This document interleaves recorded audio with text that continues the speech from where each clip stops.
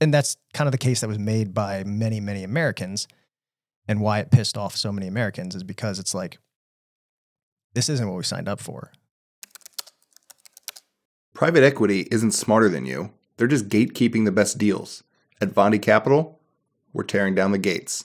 Go to vondicapital.com and book a call to learn more.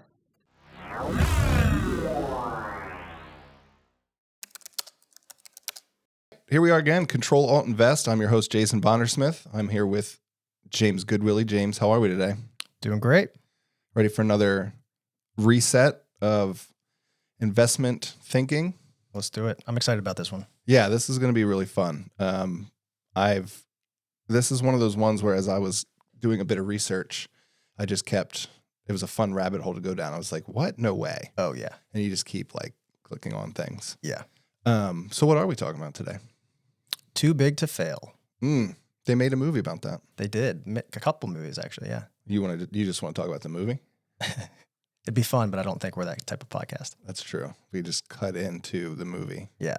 When I was a kid, we went to the mall. This was back when there was malls. And it was the first time my parents let me walk around with my friend, like unsupervised. Uh-huh. Big deal. And we went to, I don't remember the store, just typical department store. Yeah. Racks and racks of CDs. And not CDs like we've been talking about as like a safe investment vehicle. Very nice. Yeah. Compact disc. Yes. And I wanted the new, who sang Runaway Train? You remember that? No. I think it was Soul Asylum. Okay. And I wanted that CD. Yeah. And I had $8. The CD was like $14.99. Mm-hmm. And I said, oh, here's this CD over here for $6.99. I'll just swap the sticker. There's a physical sticker on this thing. Yeah. You know? I see where it's going. Uh-huh. Yeah. And so, because I was a crafty young man. Of course. You know, I was going to find a way. So it took a long time, and we kept walking around to try and not look suspect. Yeah. Making yourself even more suspect. Even more. Yeah, exactly. Yeah. And I finally got the sticker off of, I think it was Love Hits. All right. Yep, $6.99. Mm-hmm. Really, I should have just bought that. Yeah. Stuck it on Soul Asylum, went up, paid. Boom. I'm out the door, and G.I. Joe comes running after me. Yes. I can't even, there's no way I could do a better job of describing this man. Yeah. Than what you would imagine when you think of like overzealous security guard. Yeah. Grabs me, takes me to the back, me and my friend, and he calls the cops.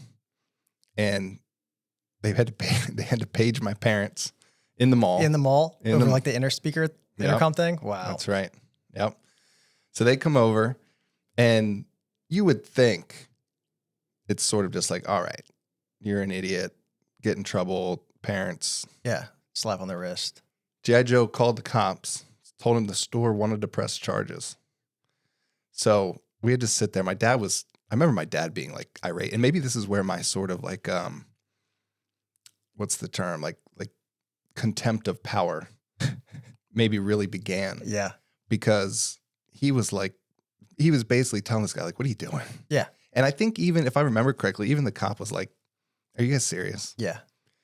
So I had to go before, I think they had magistrates in Pennsylvania. Okay. It was like this weird juvenile thing, and had to go in there. I ended up with like community service and like all the stuff that you could imagine. Yeah. But she was rough. This old woman magistrate from PA, no mercy at all. Over $7. Yeah, exactly. Yep. And I remember very specifically, she told me that she felt like I wasn't sorry. I was just sorry I had gotten caught. Mm-hmm. And, with any kid, maybe there's some truth to that. But I wonder how that applies to large, too big to fail banks that over the years, and I'm excited to talk about this because this is not a recent thing. No. When you're too big to fail and you've made mistake after mistake and you never have to pay the consequences, what's gonna, on what planet is there any motivation for you to stop doing what you're doing? Exactly. Yep. That's a perfect tie-in. Nice. So I was looking. You tell me, when's the first? Let's say I walked up to you on the street. I was playing a trivia game. Okay. Sir, I'll give you $10. You tell me the first time banks got bailed out. Mm-hmm. Where do you go, you think? Got to be Great Depression. That's my guess. Yeah. That's a good guess. I would have immediately said 2008. Yeah. That's the only history I knew. Yeah. 1809. Whoa. There was a bank in New England that failed. Wow. But you're right to bring up the Great Depression because that was certainly I think that's a pretty big domino. Yeah. That fell. Yeah. Probably the biggest in history, right? Or, I mean, I don't know my 1500s and 1600s and before that time frames. So maybe something was bigger, but. You know, I guess it feels like the 1900s. Well, there was what? There was the Roaring what? Roaring 20s? 20s. Yeah. So we got out of World War I. Yep. We were kicking ass. We love capitalism. Mm-hmm. We love buying shit. Mm-hmm. And banks came along, and because I think banking originally was specific to like corporate entities, right? What do you mean? Well, we talked last time about our grandmothers who were squirreling dollars in jars. Oh, right. So it wasn't prominent that you would get a check or you went to work at the mill. Yeah. And you took your paycheck or you had Mr. Mill owner deposit your check into your bank account. Yep. Like you would get paid essentially cash, right? Yeah. And then it's like, what do you do with that? So as we approach the Great Depression is when the depositors really, or like it became a thing for the general public where they said, okay, well, bring your money to us. We'll keep it safe. Yeah. You don't have to worry about anybody taking it. Right. And then they use that to fund their lending, which was a profit maker for them. Yeah. Yeah. So we're in the Great Depression. I think we mentioned him last time, this Charles Mitchell character. He was one of the ones that really started like trying to combine a bunch of banks and really was like one of the earliest ones to be too big to fail, so to speak. Mm-hmm. Was he the first one that got bailed out in the Depression? I think the Depression was like the first time there was government intervention because Roosevelt, there was a banking holiday in 1933 that essentially stopped like the run on the banks. Oh, right. It was like a bank holiday just to them to like try and get their feet under them. Yeah. So people basically, for the first time, really, they started putting their savings into the banks. And then the minute that shit hit the fan, metaphorically, they said, oh shit, I want my money back, because they were not accustomed to keeping it in a bank. So they just kind of panicked and just started bull rushing these banks. That's right. Oh, okay. And then you can go to, what's the Christmas movie? I don't care for it. My wife likes it. You're going to have to be more specific. With Potter, old Mr. Potter. No one's ever going to listen to us again if we can't come up with this movie. Old Mr. Potter? That's not the name of the movie. No, I know He's that, the but character. I don't even know who old Mr. Potter is. Oh, man. This is bad. Yeah. It's not a good start. This is really bad. How do you not... I rely on you so much for anything that's like... It's a Wonderful Life, bro. It's a Wonderful Life. Oh, okay. That one. I'm going to be honest. I don't think I've ever seen that. That's fine, but... I should still know it. Yeah, I'm pretty sure. I'm pretty sure if I said to my kids, hey, do you want to watch It's a Wonderful Life? They would be like, no, I want to watch something in color. Yeah, they had a run on the bank there, and he had to go in the savings and loan. Okay. That's what it was. And tell everybody, like, what do you need this week, right? You need $2 here, $3 here. You don't need all of it. Yeah. And that's how, but he didn't have anybody that was like going to bail him out. Right. Bailey. I think it's something Bailey. That was his name. Huh. Okay. Bail out Bailey. Now I'm starting to wonder how much of the run on the banks inspired It's a Wonderful Life. Ah. His name was His name was something Bailey. Let me look that up. That's a good rabbit hole. Yeah, because maybe we can get whoever wrote that movie on the podcast and ask them. Well, they may be dead. Maybe. But hey, if their brain is still working at their age, let's do it. George Bailey. Yeah, George Bailey. I don't know why I was thinking Henry. Yeah, so George Bailout Bailey. He didn't get a bailout. Nope. All right. So what is a bailout? Like what is too big to fail? We're talking about like these ones that kind of when it started, but well, I don't know. I want to get into that. That's what I'm dying to get into because I think this goes all the way up to the top of what money is. Because at some point there's somebody that has access to enough of it that can say, it doesn't matter here. Yeah. Make everybody whole and we'll figure it out later. Yeah. In the most recent case, what that looked like was taxpayers funding loans to all these banks to make sure that you pay people back. That's a pretty good scam. You pay people back with their own money. Yeah. I like that. Yeah. How do we get into that? Yeah, I think it's just when something's so big, right, that it can't fail because of what, or people think that it can't fail because of the ripple effect, right? Yes. So like, I think the 2008 side of things, there was certainly the, before 2008, Great Depression stuff, before there was a lot of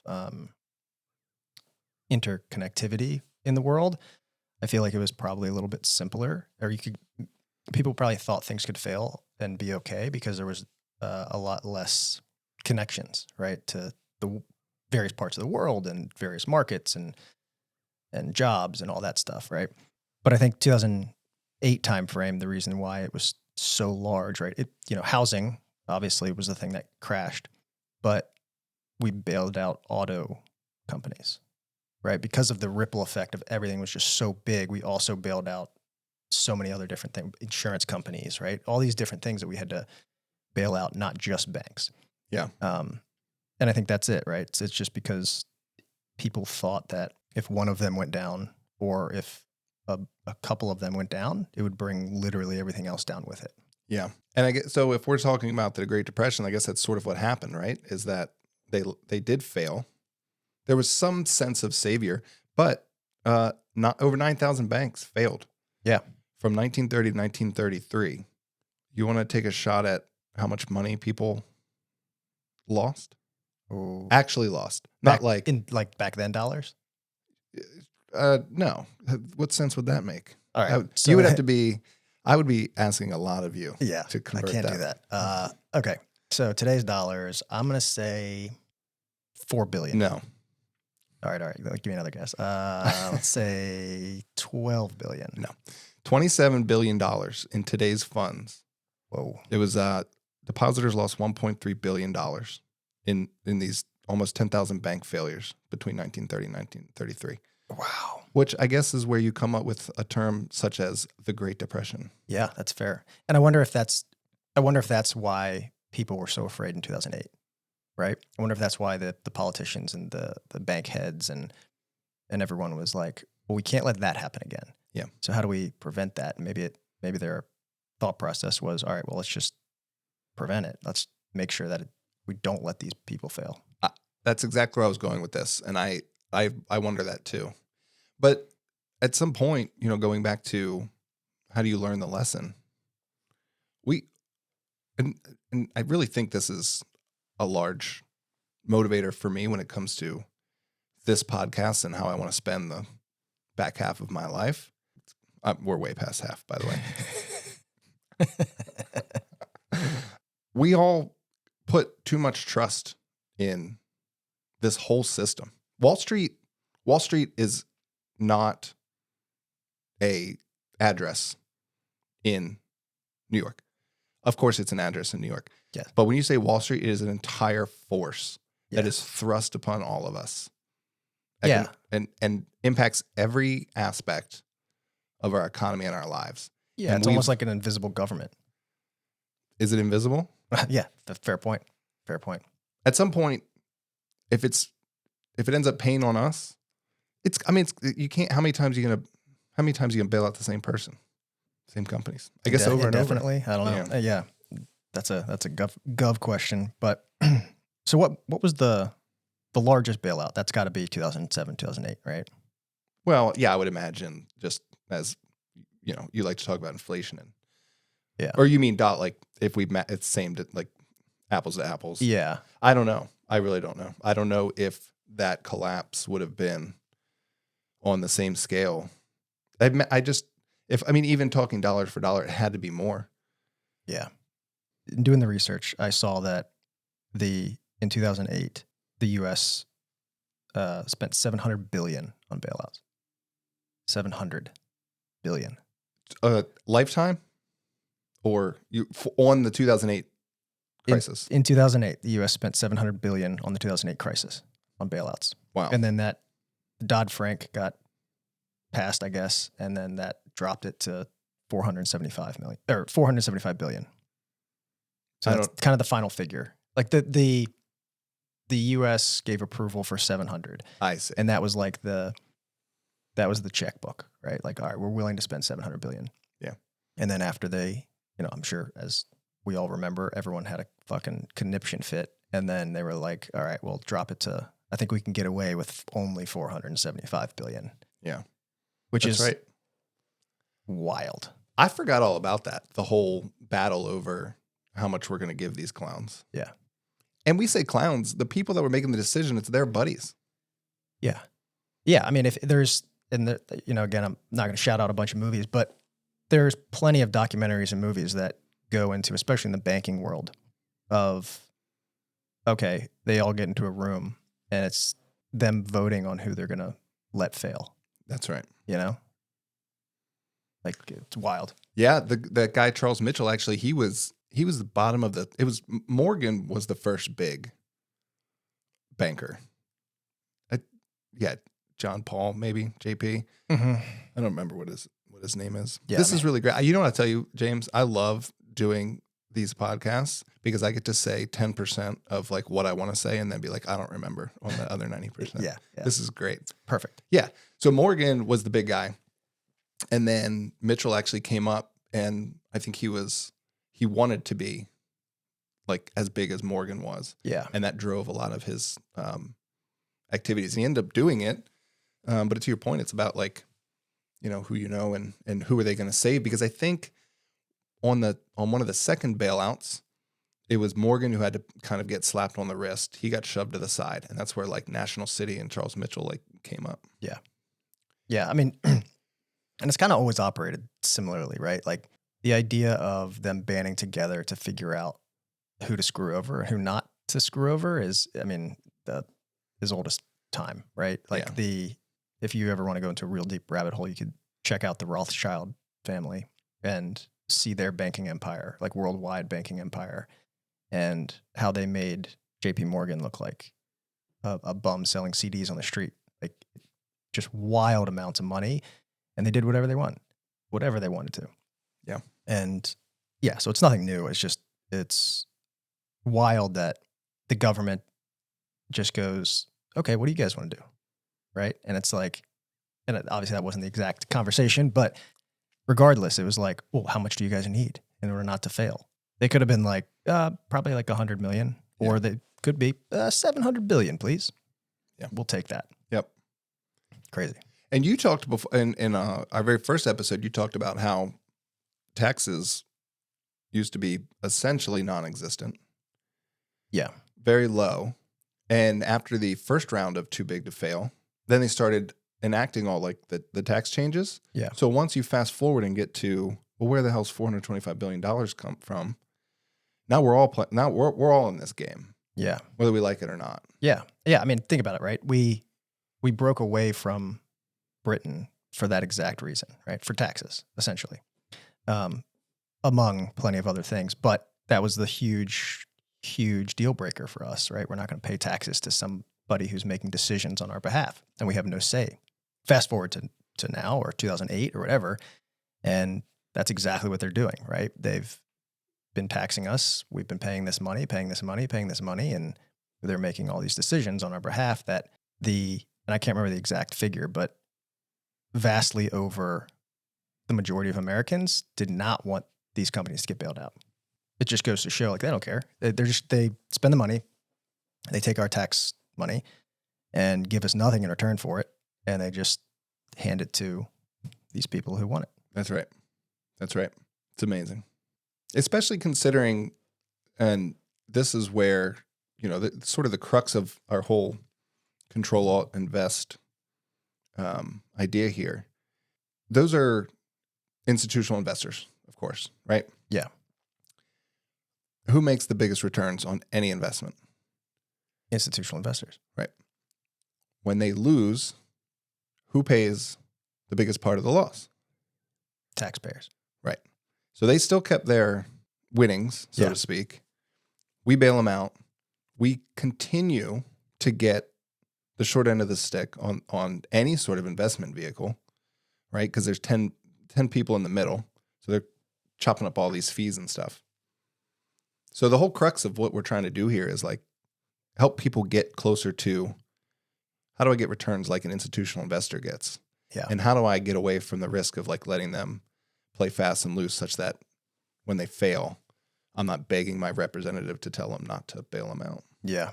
When you were just saying that, it reminded me of the story you told about the CDs. And it's like, if instead of getting the cops called and having to go to court, it's like if acknowledged what you did and then got that band to come to your house and like play a concert for you. Like, what? How does this even make sense? Right? Like, you played loose and fast this entire time. You did something you already knew was a bad idea. Yeah. Got caught for it, and then we just rewarded you for it. Yeah. Like, it's crazy. Yeah. I mean, I don't, and to answer your question, I don't know how you, without knowing a lot of politicians, I don't really know how you can pull that off. But I do like an idea that I've seen before. It's this idea where bailouts are fine, right? Use the taxpayer money for it. But then whatever company gets bailed out, the taxpayers get a portion of that company. That's just, no, that's too logical. That makes too much sense. It would never happen. I thought it was a cool idea when I was doing research. I was like, that's a pretty sweet idea. It'll never, ever happen. And it would be impossible to manage or anything like that. But we have the stock market, don't we? Yeah. But that goes back to the, and this idea was in principle enacted to a certain degree where a lot of these companies were supposed to pay the money back, right? So in 2007, 2008 timeframe, when these companies got bailed out, especially the auto companies, they weren't just like given free money. It ended up being the case that they ended up just walking away with free money, but there was only, they were supposed to pay it back over a specific period of time. I think it was interest free, obviously, but they were supposed to pay the money back. Where would that money go? If they did pay it back, who knows? But I want to say there was only one. It might have been Ford was the only one that paid them back in full. I could be wrong on which automaker it was, but yeah. And then the rest was just forgiven? Yeah, of course. Amazing. Yeah. Because, I mean, then Detroit was in the shitter, right? They were defaulting the city, right? So, like, the automakers were there, and it was just one big dumpster fire, and they were like, yeah, we're not going to pay it back. We're good. Amazing. And too big to fail, right? They're too big. What are you going to do? You're going to do nothing. That's so funny.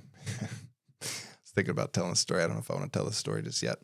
I think about it. So if you have a ton of credit, these ads pop up all the time. If you have a ton of credit card debt, mm-hmm. What do they tell you? They're like, oh, national debt relief, whatever. They'll try and help you out. Essentially what they do is get money from you while you are in the process of stiffing your creditors. They tell the creditors, don't call James, call us. Yeah. We'll work out a settlement with them. Yeah. And which they do, right? Like if you have 10 grand, Discover says, just send me 8.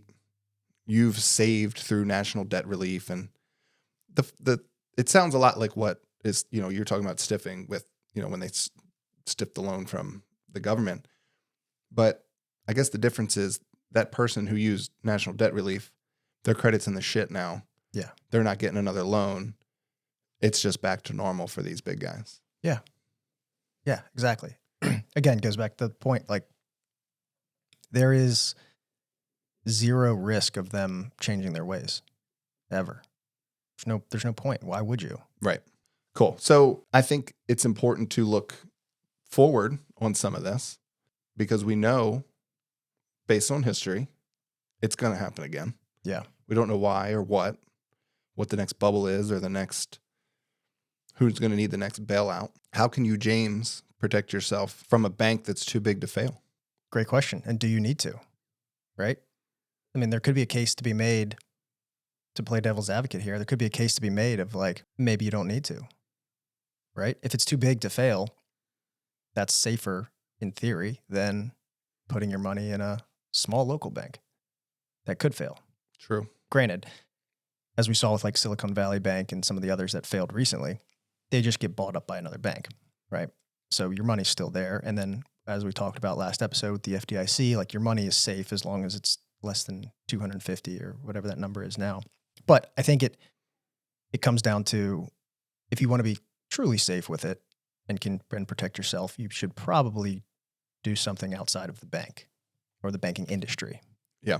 That's certainly my slant on all of this is like, because if you don't play their game, now this is kind of fun. I don't know. This is great for a future episode. We can dive into this.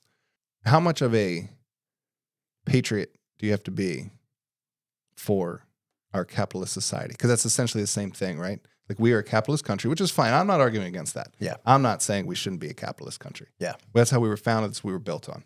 Yeah. No problem. Yeah. With capitalism, there needs to be guardrails, which we clearly don't have. Yeah. Or we've done a great job of softening along the way. Uh-huh. How much can you flip your middle finger to the system, so to speak, while also, loving your capitalist country? Good question.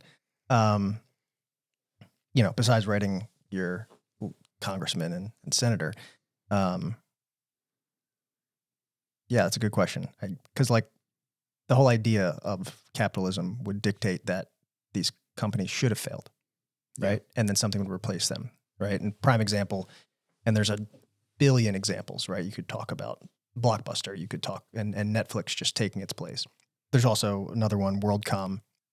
I can't remember the year, but they had over 100 billion in assets. There was a huge international telephone company, that rivaled AT&T and those types of companies, $100 billion in assets. And they failed. And they were allowed to fail. There was no bailout, nothing really bad happened. People lost jobs. That happens. Unfortunate. Stock price, people who were holding that stock got crushed. But at the end of the day, fast forward 5 years and AT&T and Verizon picked up all the slack, took over everything, bought everything. Good to go. What a lovely pivot, because let's say I did want to throw my middle finger up to our capitalist country and I went to Russia. Yeah. Which is a communist country. Give me 10 seconds on what a communist country is. Communism? Yeah. Oh gosh. Take me back to civics class over here between socialism and communism and all those. This is way loaded, but I think you could tell by the look on my face. I'm trying to. Yeah. I mean, there's no vote, right? There's no necessary freedom. It's basically a government that runs and makes every decision for you, and they manage the businesses the way they want it managed, and they make up the rules, and the government dictates what everybody does, essentially. So if we're bailing out these countries, if we're bailing out these companies that are too big to fail, that to me sounds a little closer to what you were just explaining than your Netflix example. Yeah, exactly. There is no, like, you see it all the time in China, right? Like communism is in the actual name of the country, right? Right. So like that is the perfect example of this, like of being the true, quote, modern communism. You see that all the time. They bail out companies left and right. They they adjust the value of their money, right? Like that would be insane if the United States was like, no, that's not the actual value of our money. Yeah. Right. Like it's mind blowing. And then, but the rest of the world's like, okay. Right. Yeah. So yeah, and that's kind of the case that was made by many, many Americans, and why it pissed off so many Americans is because it's like, this isn't what we signed up for. This isn't what the Constitution talks about. This isn't what this country was supposed to be, right? And obviously things change, and that's totally fine. But in terms of the one thing that makes the world go round, which is money, right? Mm-hmm. To go out and make decisions on behalf of America that majority of Americans don't want, kind of fucked up. Yeah. Kind of fucked up. Yeah. And that's where, I think the first time I ever noticed it, Hank Paulson, was Goldman Sachs. Mm-hmm. He was I think he was in Bush's administration, right? That's the first time I remember seeing that and it triggering something going, wait a minute, what? And then, I was in my 20s at the time, so I just went and did something else. Right. Golfed or something. Yeah. But it kind of stuck with me. Like, why is that guy that it's just so clear conflict of interest. Yeah. But, we're a communist country, I guess. Yeah, exactly. That's definitely another episode that we can do it on. But yeah, and I think this is talking about future episodes. I think this kind of goes into the aspect of the infiltration of the government with the Wall Street bankers, right? Yes. And with Wall Street power, right? Yep. How many undersecretaries and of government agencies did a stint at BlackRock, right? Or Vanguard or any of these mammoth players. So when push comes to shove and it's 2008 time and all their buddies decided to buy giant tranches or bundles of dog shit mortgages hand over fist and then got caught with their pants down, of course they're going to be like, we should probably save them because if we don't, bad things will happen, everybody. Yeah. Yeah. Yeah. But maybe not like WorldCom, like you were saying. Yeah. Yeah. Definitely not. I mean, yeah, I'm not an economist, right? So I haven't crunched the numbers on what would have happened. And I'm sure the Great Depression had a lot to do with maybe we should save them, or at least what they thought we should probably save them so that didn't happen again. And maybe it would have, but I mean, the world economy still crashed. Yeah. So. Yeah. And they, I think we have a president now who loves testing the boundaries of our like what's normal thinking. Yeah. Right. And that's kind of what you're saying. Like, let's see. Well, whatever. Let's see. And I remember somebody said that about printing a bunch of money. They were like, we talk about inflation and how if you were just rip off a bunch of $100 bills, is it really going to impact? Is it going to have an outsized impact? And that we sort of got proof on. The pandemic, we printed a bunch of money and we've absolutely seen inflation. Yep. It got out of control. Now, some of that ties back to how long we had 0% rates, right? That wasn't really being managed. Right.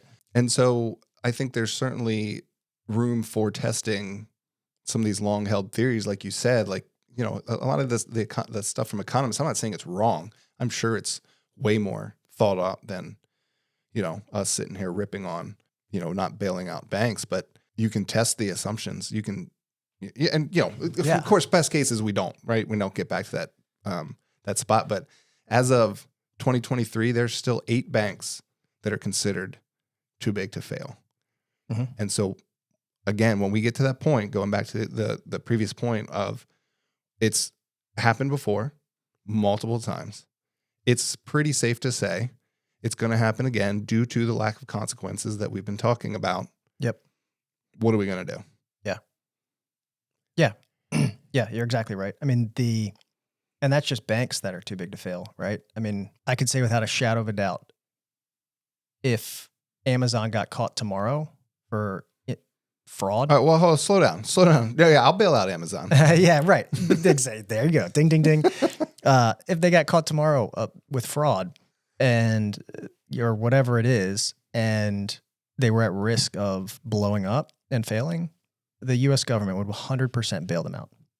I would do it. Right. Yeah. I'm getting it. That might be the only bailout that the Americans would be for. Because we're not going to start building malls again. I can promise that. Yeah. It's wild. It's crazy. Yeah. So another thing I wanted to hit you with, and this is kind of a hard pivot back to,